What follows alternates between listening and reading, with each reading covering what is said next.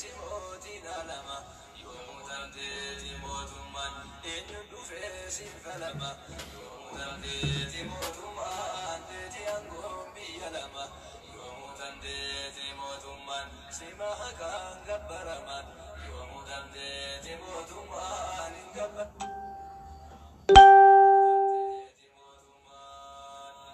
بسم الله مقاكتي تلك بدا دبكيا نغرغاري يا إلهي موتين كمني هريا إخلاصا تاسس يندها ويكيا فقل يد قلبي نتنوبوتنيا عدلينا أن نموسس نقدي أبابيا نموسس أرميا نبداسي بالسمة يوموتا ديتي موتما سفرسنا يا إلهي موتنا قاسي والله إيمانك إلهي ومكين ينوكاي كايو هدونا قمناتي قلمان نوكاي نمن ديقو ديمو إلهي نرادي جدو أمتك ينقو أبدكم مكاي نبني صديقو ملكاي هادي قمو بودفما يوم دندي موتما سما قبر يا ربي قبروا المنامة كان جلال ما فجوه نفرقتي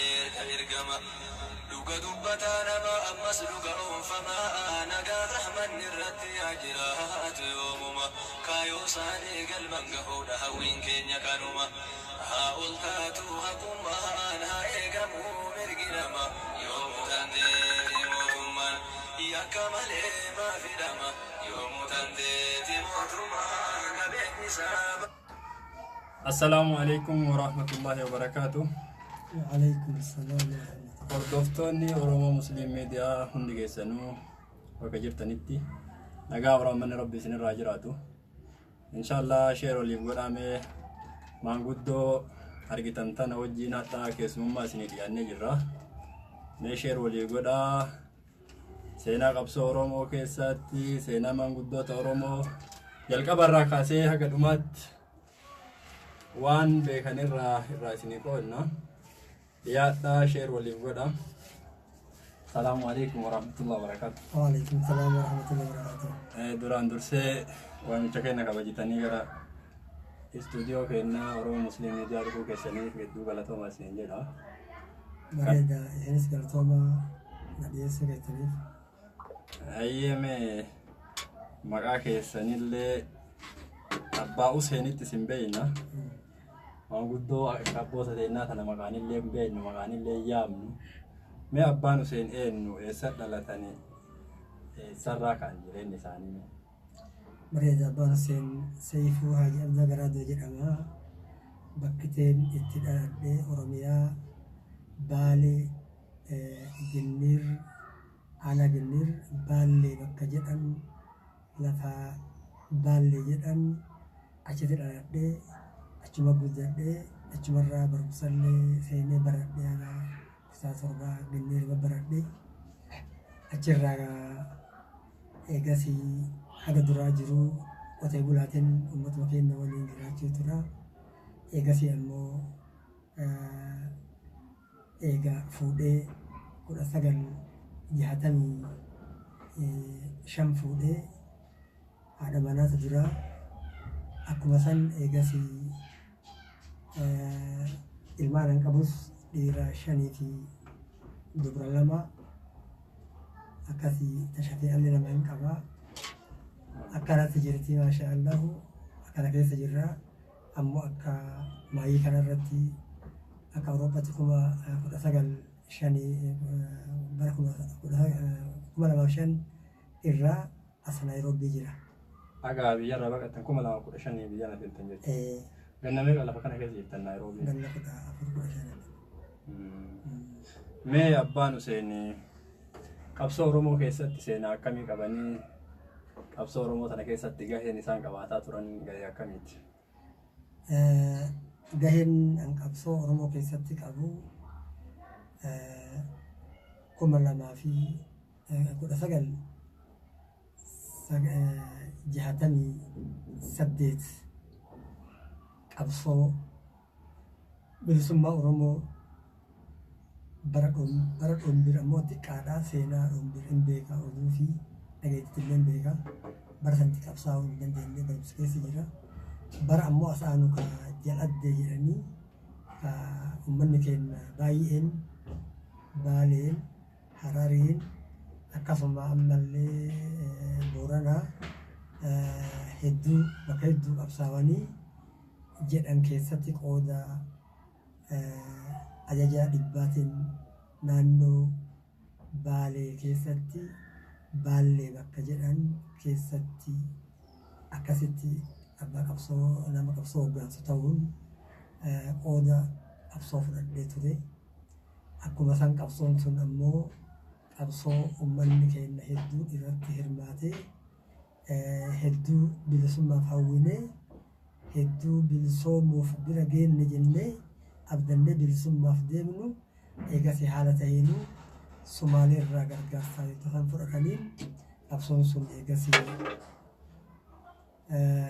sun eegas karaa Sumaaleetiin akkuma nama nu gargaarutti yoo dura nu gargaarte uummanni Sumaalee eegas eega lafa tana Baaleen, Harariin, Arsii, Boorana qabatanii asiin haga gadabkaa Shaashamannee kana mara qabatanii waraanni bilisa baasaa Oromoo jedhanii deeman kun dhuunfate kanarraa ka'ee eegas Sumaaleetti hayyoota Sumaalee jiranii fi as keessa jiranillee isaantu wajjasan ajaja ol dhaqaa gad deebi'aallee isaanitti waan mar'amtuuf achitirraa ka'anii fuudhanii gad deebi'anii jabhaa banan kanarratti banaa jedhanii jabhaan duraan baname maqaan keenya Oromoo uummanni jedhee mormee kan kun hin ta'u Sumaalee abboo jedha Sumaalee shananii isin Sumaalee jedhanii akkasitti uummanni didee irra wal lolanii hayyoota keessa Korneel Adam Jiroofa Hussein Buneefaa gaafatanii hidhaman. Wanni itti hidhaman isaan namichi isaan wajjasan waltajjii isaanii irratti geggeessu waan jedheen lafti isin bilisa baasuu deemtan Baalee, Arsii, Harar, Sidaamoo jedheen. Gara Sumaaleetti akka gad deebitu jedheen. Warri gaaf jalqaba dhufe weerara dhombirsan dura Sumaalee jechuudha uummata Sumaaleeti. Uummata Sumaaleettu amma gaafa amma kanaa himaa beektan kan dhombir ammoo seenan isaa duubarra si hima kan dhombirii fi kun amma wayita. Dhombir gaafa duraa dhufee cabe eegas waggaa 8 taa'ee deebi'ee warri jalaa deebi'u. Warra gaafa dhombirsee warra kana maal jedhanii yaaman? Kam? Ka warra Sumaalee ka dhufe kana. Ka Sumaalee kanaa miti. Ka Sumaalee amma hin dhufne Oromoo seenna. Sanirra sii baay'ee eegasii. Ila amma duuba waan jiru ka amma dhombir kuni ka dhombir akkasuma dhiisi ka amma gaafa an akka seenaa kiyyarratti himu jira beeza. Akka seenaa kiyyarratti waan himu jiruufi kaan ammoo seenaa dhombirillee seerraa hima.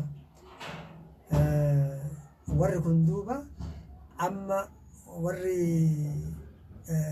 Sumaalee kun jabhaa banaa jedhan. Jabhaan maal bannareen jabhaan keenya duraan banname bilisa baasaa Oromooti jennee duraanuu dhufne kana malee waan dhibaa hin qabne jennaan Sumaalee abboo jedhaa banaa jedhan. Sumaalee shanan jedhan.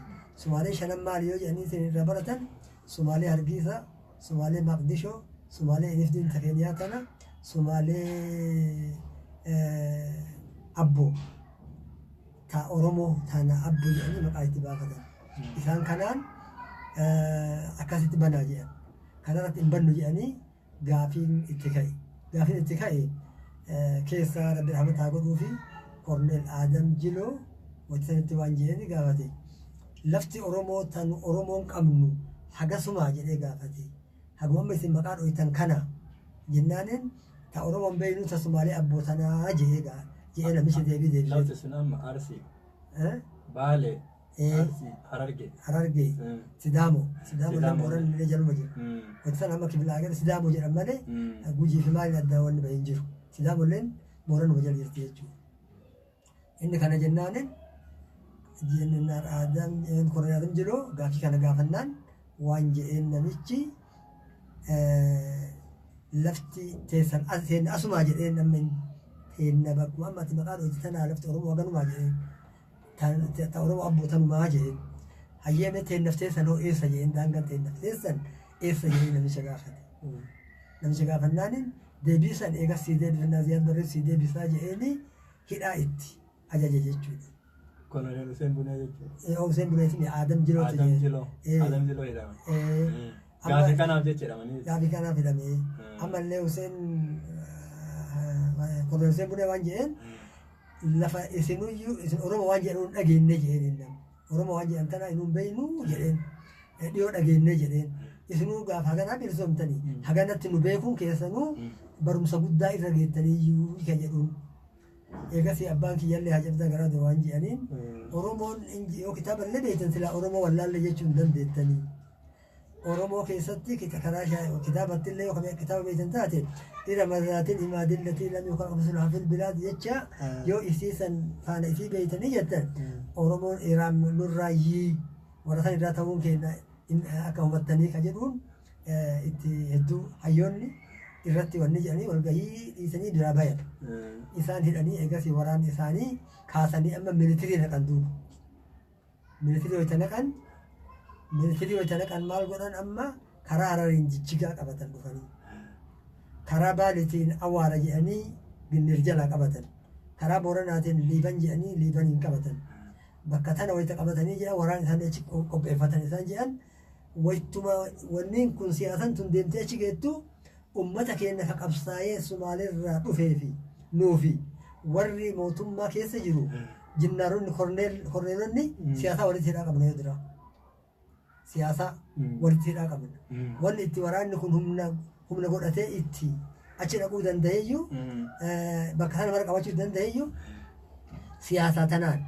Siyaasan tun akkam yoo jettan Tafarii Bantiifaa, Diinaa Tafarii Bantiifaa, Hayilamaariyaam Leencoofaa, Shaaraqaa Hayilamaariyaam Leencoofaa, Walda Sillaasee Barakaafaa, Diinaaroo Inchaanaa kun ka gurguddaan kama Oromoo ka achi keessa jirtu warra kana uf keessa dhoysanii heelikooftarii bira bu'anii waa fiduu fi warra sooraa kana haguma isaan as dhufanii ammoo maal tolchan as biyya keessa deemanii biyya keessa eega seenan sirbaa fi waan qabsoo kana sirba gaarii fi haasawa gaarii namaan godha dargaggeessa malanii ergan gadi Sumaaleetti sun qawwee hidhatee dhufa. Biyyaayyo 5 namni hidhatee dhufe.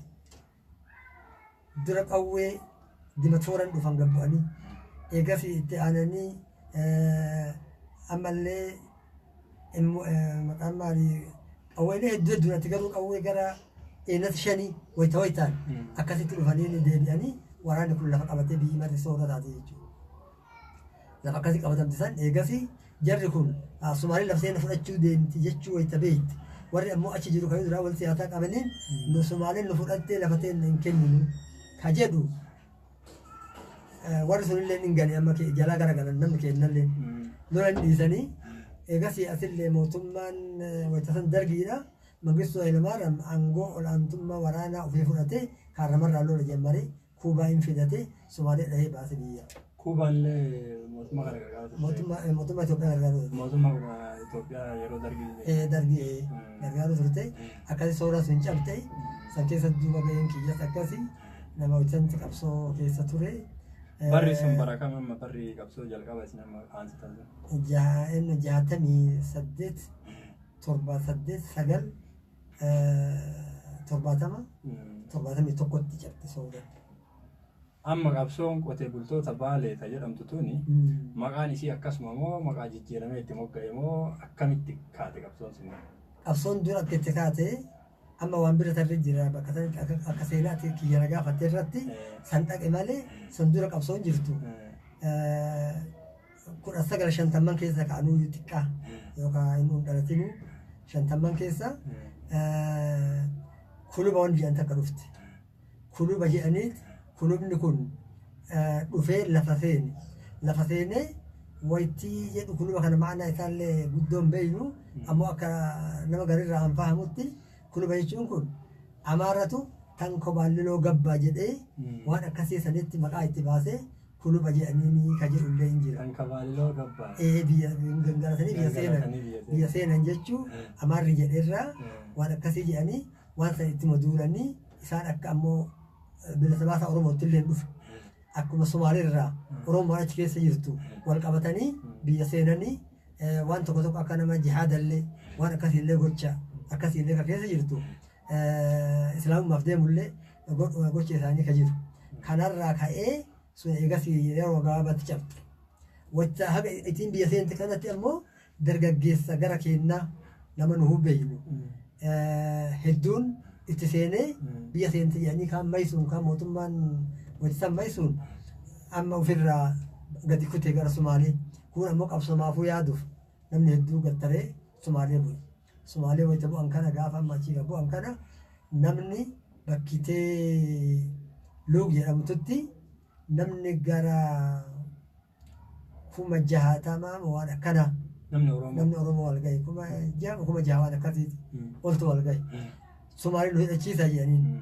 Sumaaleen hidhachiisuu hin dandeenyu jettee nama ganaa maqaa Oromootiin hidhachiifne mootummaan Itoophiyaa dullattiidha nu balleessitiin amma dhalannee jette. Isin haa jettu ammoo wayita nu jalli numa qabdi isin akkuma maqaa Oromootiin deemu hin feetu jechuudha. Kanaaf jecha eegasii achi keessaa nama gabaabaa nama gara xiqqaadhaa boo nama kumallee hin geenne hidhachiiftee ol ergite. Gaafa duraa nama gabaabaa nama 40 waan akkana kun hidhatee ol deebi'e. Maqama Oromootiin deebi'e kun deebi'eet eegasii amma turee amma achirraa sunillee yoo suma cabee gad deebi'e. Ammallee deebi'eet suuraa dhoombirii hidhatee dhufe amma. Hidhatee Hararii fi Baalee fi karaa Sidaamutti illee wal qoodee dhufe gabaaban isaa. Kanaan amma suuraan soba turtee dhoombirii kanaan lolli lafa seenee itti mootummaan itti duultee warra biyyaallee baalabbaasota itti duulchisanii baashii jedhanii warra kana duulchisanii isaan kana cabsan. Isaan kana cabsanii gad deebi'an. Wayita gad deebi'an amma achirraa ka'anii warri amma achitti gad deebi'e kun akka gaariitti amma hidhatee biyya alaallee kan kadhatee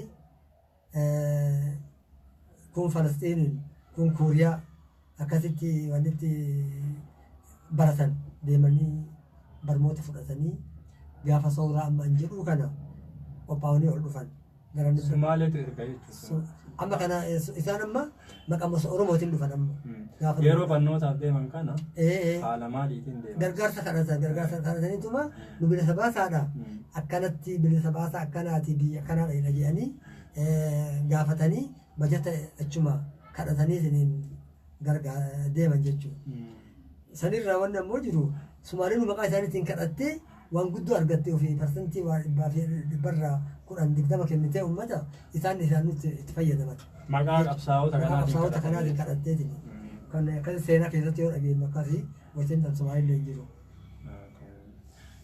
Amma mee qabsaa'otuma Oromoo sanniin keessaa warri qooda gugurdaa qaban ni jirani. Warri amma seenaa keessatti illee dubbatamne illee baay'ee jira. Warra akkanaa kanniin keessaa mee nufa beektamee namoota gahee guddaa taphatanii amma seenaan isaanii mul'atu. Dura namni kagaraana nyaatu ka seenaan isaa dhokate ka seenaan isaa guddaa ka ammallee yeroo mootummaa Itoophiyaa keessa jirullee akka guddatti qabsoo guddaa taphatee ka ummata walitti hidhee ummata wal barsiisee saba wal barsiisee jedhee Haji Hussein Suraati. Haji Hussein Suraa nama eessaati? Haji Hussein Suraa isaan dhaloonni isaanii naannoo Gindeer Suraa jedhanii Harawa jedhanii Suraa agan Suraati achitti dhalatanii Haji Hussein Suraa jechuun Suraa lafaa waamanii Haji Hussein Muhammad jedhanii xiqqeennan achii bayaniitiin wanni dhaqan isaan amma Harar bu'an qaraatii Hararitti baratan iskuulallee achumatti sooman barumsallee achuma baratan amma isaan achuma baratanii nama ammallee sabaa yaadu tokko nama ammallee guddoo namaan wal dhagahu tokko ta'uun naannoo Harar keessatti guddoo ummataa hedduu ummata Hararillee wal dhaqanii achirraa wayita jabaatanii jedhan achumatti illee fuudhanii achirraa ka'anii Arsii diidaatti illee Hararillee karaa diidaa kanatti illee galan. Haalli itti galan illee haaluma qabsoo kanarratti sochii wayii itti kaatee osoo inni nama walitti fiduu fedha achi gale. Achillee ka'ee amma achitti illee wannaa jedhee eegasii amma yeroo sanitti macaatuu lama uumamte 1962.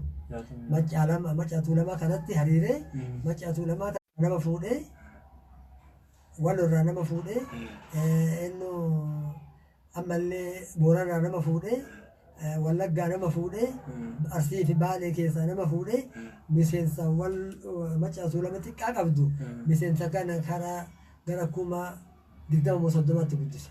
Ummata hundaa walitti guuree marruu miseensa kana ni godhee diinagdee guddoo godhatan.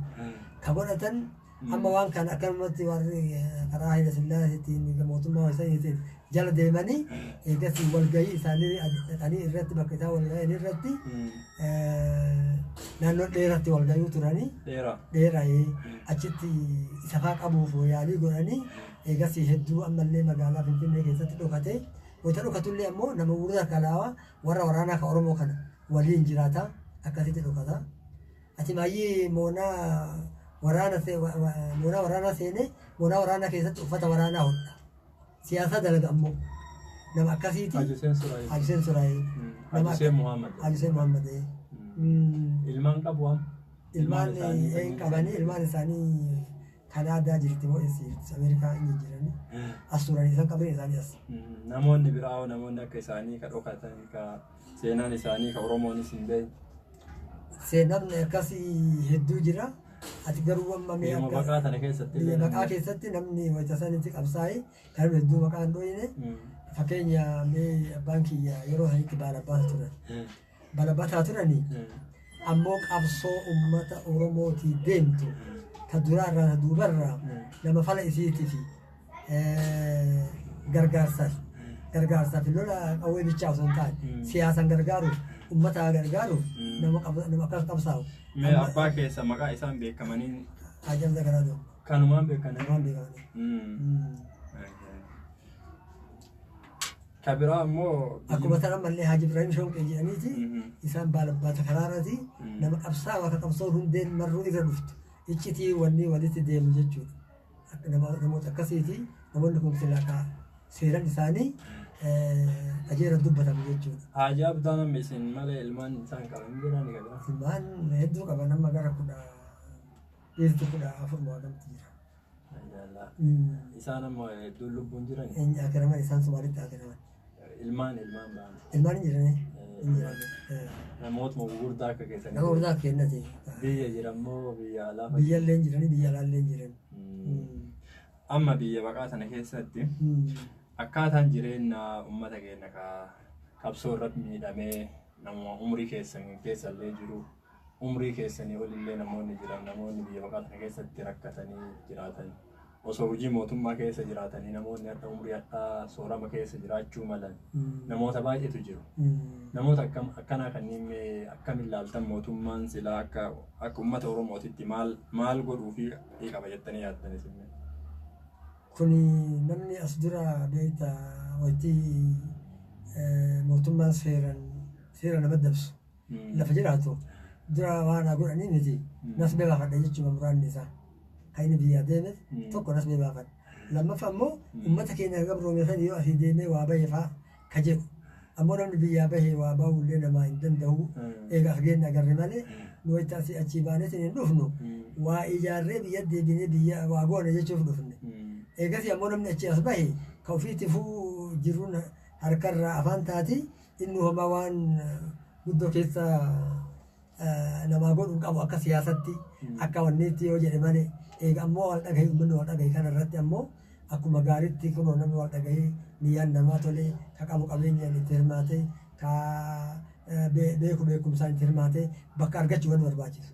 Bakka argate kanarratti ammoo namni wal gargaaruu irratti bareeda ture amma akka baqataa as keessa jirutti yoo fudhanne namni har'a silaa waa godhaniif nama silaa asii deeme kana mara waa godhuufitu mootummaarraa mala yoo ofiiyyuu waa godhate mootummaan yoo ofiiyyuu gad dhaabate maaliif waa godhaaf lafa kennee fi jireenya isaa qubsiisuu yoo inni gala bilisummaaf bahee isaa beeku ammallee ka soorama silaa barbaachisan soorama godhuu fi kana waan akka nama qubsiisuun sila uummata biyyaarra ima jirti amma mootummaan gadi hin dhaabanne amma tana godhaa hin jennu hin fakkaatti isin silaa inni godhaniif jechuudha. Amma beektanii nulleen umrii keenya kanatti nama amma haga biyyaa baane kana waan baay'ee taajjabna waan baay'ee agarra waan agarru keessatti nama sababuma qabsoo tanaa miidhamee biyyarraa bahee maatii biyya alaa irraa qarqaaruun qabaanne ka sammuun isaa miidhamtee araada garaagaraa keessa kufee miidhamee jiraatu jira. Umrii isaa waraana keessa fixee ka fuudhee ilmaan hin qabne namoota gurgurata jira. Ammaan ofii kiyyaa namni arge tokko yoo jiraate obbo Qananiisaa Barii jedhan Ugaandaatti arge. Obboleessa Magarsaa Bariiti namni kun. Magarsaa Barii gahee qabsoo Oromoo keessatti isaan qabanii ni beektani. Obboleessa isaaniitii sababni isaan illee umurii isaanii guutuu qabsoo tana keessa fixanii amma nama kaleen isaanii lamaan miidhamtee miidhama guddaa keessa jiran. Oromoon namoota akkanaa kana argitee akkamee qarqaarsa gootuufiif maal dhaamtamee namuma jireenya gaarii keessa jiraatus ta'ee warri biyya alaatis namni isin hordofu ammaan tana isin dhagahu jiru maal akka qarqaarsa akkamii akka namoota kanaa godhanii hawwitaniif mee? Wallahi kun namni kun wanni inni baay'eetillee qabsoodha.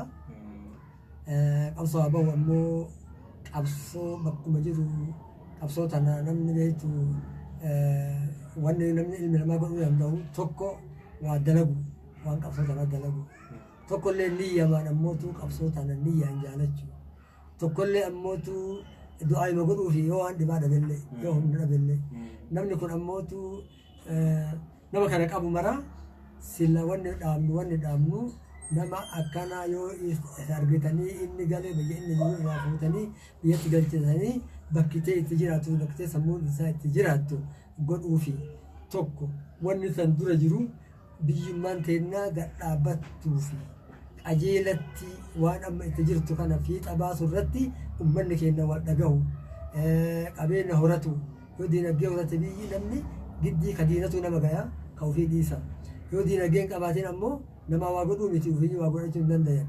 Kanaaf jecha gara akkasitti jabaatanii nama kana gargaaruu barbaachisa. Seenaa namiitu ol fuudhanii seenaa isaatiin akka abbaa amala abbaatiin abbaa himuudha wanni irra barbaachisu. Kanuma kun. Kabiraamee ka itti aanu Oromoon tun egaa qabsoo ganna dheeraa booda qabsoo jaarraa tokkoof walakkaa booda umrii irra jirtu kanarra geette jijjiirama amma irra jirtu kanarra geetteerti.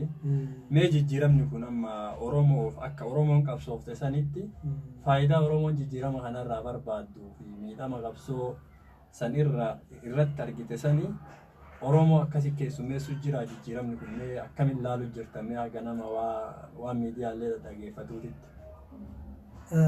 Kuni waan barbaachisu dura qabsoon kun akkuma reefu an jedhe bara 50 kan amma beeku achi duras qabsoon gaafuma harka muraa ka harma muraa ka duraa sanillee qabsoma irratti kun harki muramee harmi muramee kun calli calan qofaatti gafixanii akkasirraan dhufee gasi takkaayyuu mormine akkuma reefu xiqqoonni haasawu keessa qaabne wallo raayyafa isaan warri sun warra gabrummaa diduuf bara 1928 irraa haga 1948tti qabsaawaa ture. Ganna 20 guutuu. Mootummaa Hayilasillaasee akkasitti qabsaawaa turanii cabsuu dadhabanii Hayilasillaasee dura inni Hayilasillaasee irra dhufee cabsuu dadhabanii eegasii sossobaniituma akkuma godhanii lolaan cabsuu dadhabanii siyaasaan cabsanii nama isaanii fuudhanii fannisan. Namoota keessaa aangoo qabu namoota keessaa wayitasan beekamoo sheekota ka ilmii qabu keessaa fannisanii kaan fixanii likkii malee miidhaa guddoo irra geessanii turan. Tokko lammaffaan mallee warra harar keessa karaa amma kun carcar kana akkasitti waggaa 1962 irraa isaan illeen bara 7 akkasitti mootummaa san didanii Hayilasillaasee didanii akkuma godhee Hayilasillaaseen sheekota itti ergee maalii itti ergee keessaa warra matoota guuree akkasitti eegasii warra sanillee qabee cabseetiniin ofirraa eegasii dhuunfate jechuudha. Qabsoon sun akkasumaan wayita san ammoo baalee gammoojjiin baalee keessattuu waan amaariyaan kanaa quban qabdu ofirraa dhoowwiti ofirraa lolanii akkasumas osoo jedhan achirraan soora illee gad dhuftee humna sooraa san keessatti amma fakkeenyaa yoo si hime gandiin keenya nama keenya karaa jalaa keenya kana karaa hawattuu haa jennu hawattuu jedhee hawattuu irraa ka'ee asiin baalle jedhanii ganda keenya ganda itti dhaladhe marraa hagam irra deebi'anii gubanii kan manni tokko hin dhaabanne yeroo san keessatti manni ummanni keessa qubatu ka biyya warra aanan lama sadii achiin karaa madda waraabu ka waaqoo guutuutti dhalate kana mulu ka roophilaan tuman halkanii guyyaa roophilaan tumanii nama fixanii loon fixanii saamanii akkasitti wayita hedduu wayita lamaa sadii irra deebi'an isii kana ammootu qabsoon sana fide jechuudha qabsoon sun ammoo akka warri sun achii oofuun akkuma adeemtuun namni itti dammaqee baratee qabsoon tun ol dhuftee wayita san ummanni Oromoo wal dhaga'uu hin danda'u. Ummanni Oromoo kun nafxanyaa jala jira. Nafxanyaa waliin gadi lola malee uummata kana akkana gootan kan jedhu hin jiru. Nama waa beeku keessaa ol ka'ee dubbatu akka Taaddasaa Birruufaa akka Eenyufaa yoo jennu namooti akka isaa fakkaatu keessaa ammoo hoo maa dubbate jechuuf keessaa mataa dhaawanii keessaa fixan. Kanneen wayita akkasii ta'u amma ammoo wanni barbaachisu qabsoon sun akkasitti dhufte warra amma irratti gadi hirmaatee itti seene kanallee ima jabeessaa jechuuni wanni itti jabeessan maal ammootu wanni jabeessaniif maal yoo ardha ammoo gaafa san warra irranaatu nama tokko warra gadhaanu kanatti gadduulee warri dakanaa kun dhumaa ture amma ammoo matarraa gad fixan warri kun yoo amma itti deebi'e matarraa gadi fixa tokkollee hafu akka jabaattanii ofirraa eegdan ofirraa eegaa warri ol aanu jechuun ni fedhe warri amma aangoo biyyaatiin jedhama isaaniin jedhee akkasitti jabaadha ofirraa eegaa warri nurraa eegaa ofirraa eegaa ammoo ofii walitti hin ka'ina ofii wal jaaladha wal qabadha amma wal qabattanii jirtan alhamdulillah waan guddoo agarre magara duruu nu kaa'e hiriyaan teenna kan uzuraa silaa tare hiriyaan teenna amma yoo biyya dhaynu nama gabaabaa agarra dhugumatti qalbiin ni cabxii beekta osoo ima lufaa waan amma keessa jiru kan agarte jenne qalbiin nu yaaddi kanaaf jecha jabaadhaa ofirraa eegaa diina ofirraa eegaa ofirraa laala adaba qabu diini adaba ittiin godhina adaba yoo itti godhan haga ittiin beeku sila amma waan barbaachisu jechu Oromoo waan taaterra dhiifama namaan hin jettu sila waan taaterra jaalala namaan hin jettu ammoo sammara Oromoon aadaa waan qabduuf waan ammoo ofii aadaa ofiilletti obsa qabduuf kana maraa jettee haa fudhannu jettee fudhattee san akkasiin uummata ofitti qabnaa jette uummanni kun ammoo kan dur nu miidhuuf nu gabroonfatuuf bakka nuun gahe beeku achirraan sabbaruu dadhabee ammallee ol danfa akka oyitee ibidda itti guddateetti kana waan ta'eef wajjin ol danfu bishaan irra buusaa lafatti gad deebisa ofirraa dhoowwaa adaba itti gootanii marallee harka ittiin kennina ammoo mirga ilma namaa tokkollee hin tuqinaa jechuu yaada kanuma.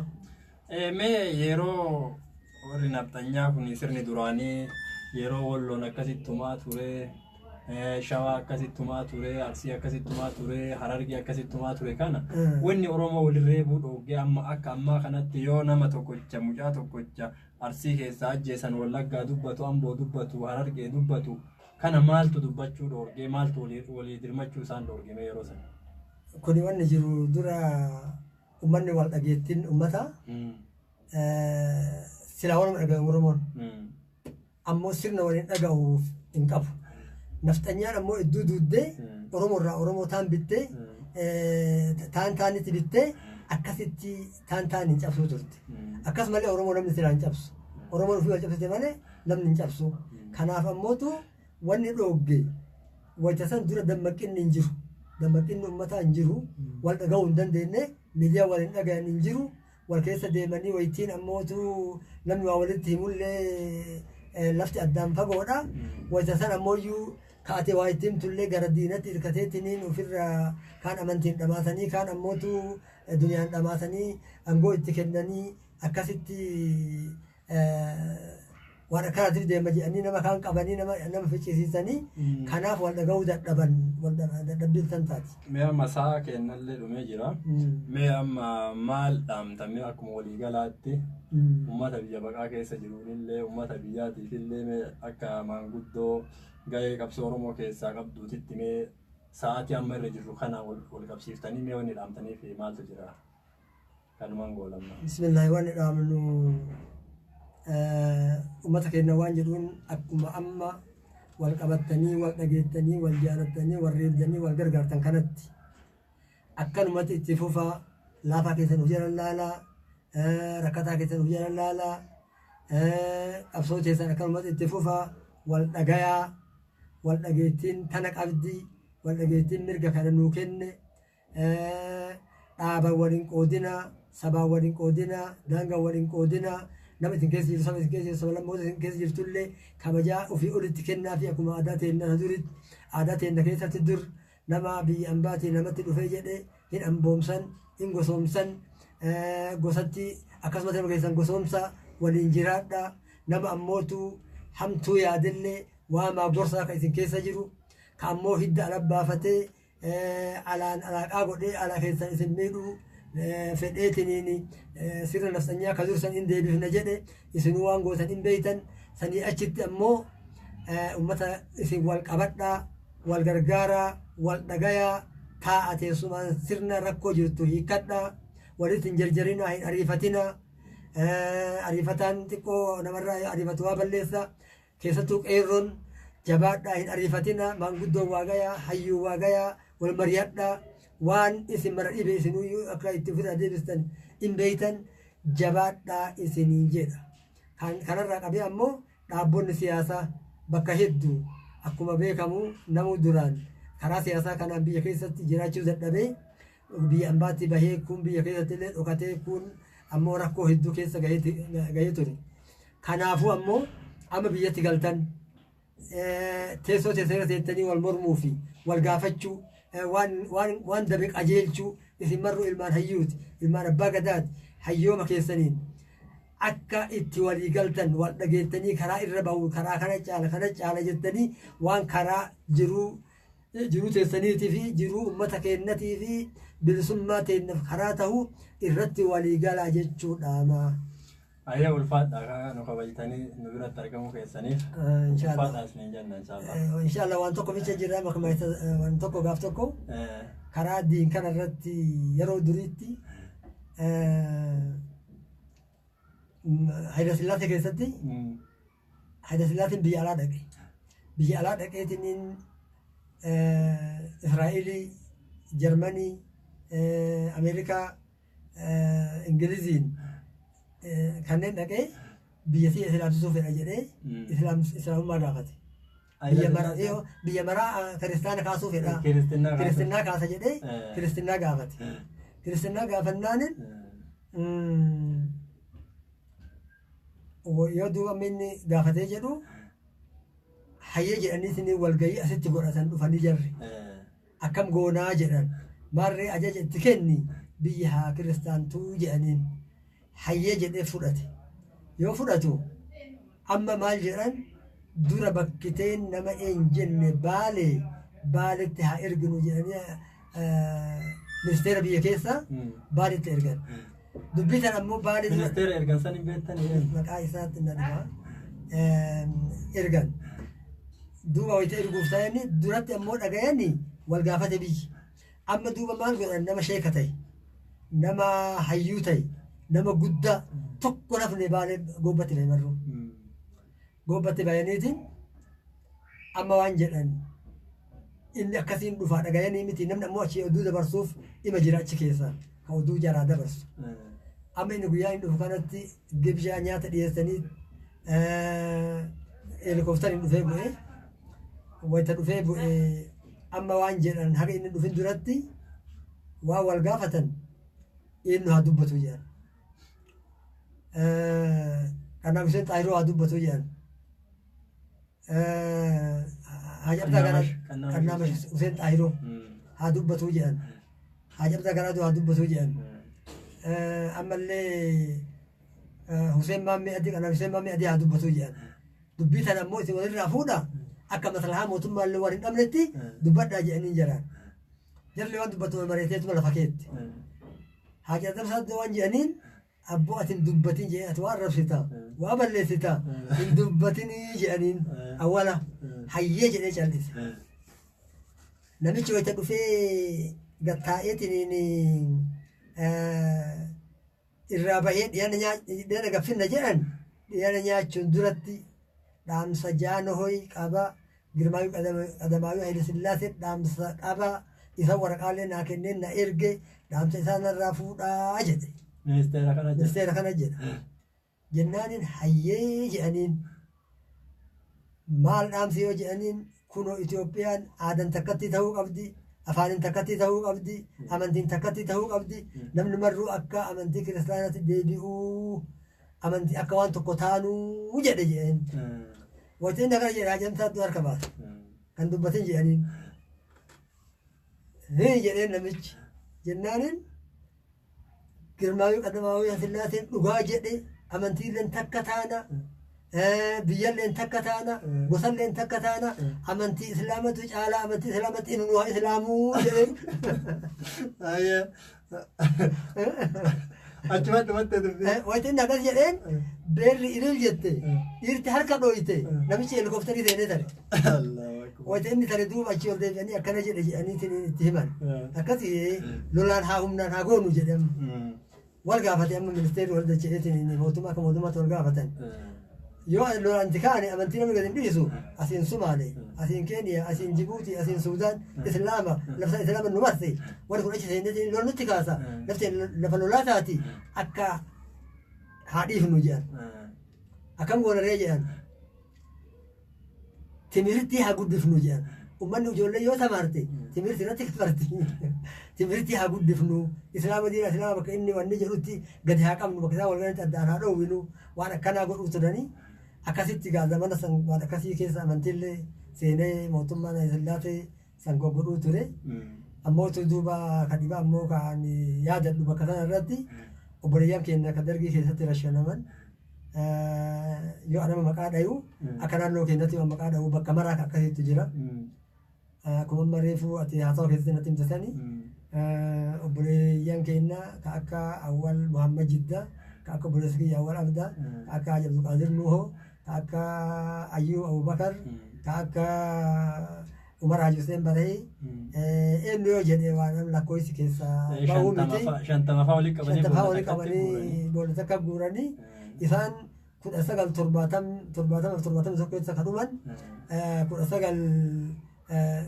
1979 Zaman mallas kana sagalee 97 baasan magaafumatan nama maraa baasanii amma na fakkeenya obboleessa kiyya fuudhee harka kiyyaan fuudhee lafee isaa bakkee jarri awwaalanii fuudhee bakka ganda keenyatti galchee qabree beeka waan akkasiitu jira waan akkasii keessa baane qabsoo keenya keessatti nama beekaa dhabnee nama gaarii dhabnee diinagdee dhabnee amma waraanni adda bilisummaa Oromoo kana fa'aa keessatti illee namni yaadadhu tokko haga xiqqaa argee nama sanna duraa baduu didee guutamaa hawaasa yaadadha. Jaalguutamaan nama qabsaawaa dhugaati. Nama ammallee qabsoo keessatti nama dhugaati. Nama ammallee haasoyni isaa mi'aawuun akka walalootti haasawa nagaan sitti haasawu akka walalootti dubbii isaa tartiiba kaa'u guyyaa afur shan wal agarree eegas inni du'ee yaadadha. Akkuma sanii duuba gaa dhaamsi kiyyallee kanuma jabaadhaa uummata kiyyaan jedhaa isinis bakka inni dheeressuuf galatoomaa isiniin jedha. Assalaamu alaikum warahmatullahi wabarakatuh. Wa alaikum salaam warahmatullahi wabarakatuh.